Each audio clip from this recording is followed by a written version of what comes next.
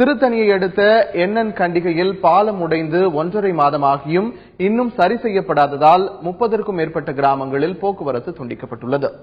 கனமழையால் ஏற்பட்ட காட்டாற்று வெள்ளம் காரணமாக திருத்தணியை அடுத்த எண்ணன் கண்டிகையில் கொற்றலை ஆற்றின் குறுக்கே பாலம் இடிந்து விழுந்தது. 1.5 மாதமாகியும் இந்த பாலம் இன்னும் சரி செய்யப்படவில்லை. இதனால் 30க்கும் மேற்பட்ட கிராமங்களுக்கான போக்குவரத்து துண்டிக்கப்பட்டுள்ளது. மேலும் இந்த பகுதியில் வாழும் கரும்பு விவசாயிகள் வெட்டப்பட்ட கரும்புகளை ஆலைக்கு அனுப்ப முடியாத நிலையும் ஏற்பட்டுள்ளது. மக்களின் பிரச்சனைகளை கவனத்தில் கொண்டு அரசு இந்த பாலத்தை உடனடியாக சீரமைத்து தர வேண்டும் என்று அப்பகுதி மக்கள் கோரிக்கை விடுத்துள்ளனர். பள்ளி மாணவர்கள் பெரும்பாலும் பாதிக்கப்பட்டிருக்காங்க. அரசு பேருந்து ஒரு பேருந்து தான் இயக்கப்படுது இந்த சந்தில. அந்த ஒரு பேருந்துக்கு மேல வேற பேருந்து வரதில்லை. தனியார் பேருந்துகள் ஏதோ ஒரு டைம்ல அவங்களுக்கு ஏதாவது அந்த தனிப்பட்ட விஷயத்துக்காக அவங்க எடுத்துட்டு போயிடுறாங்க.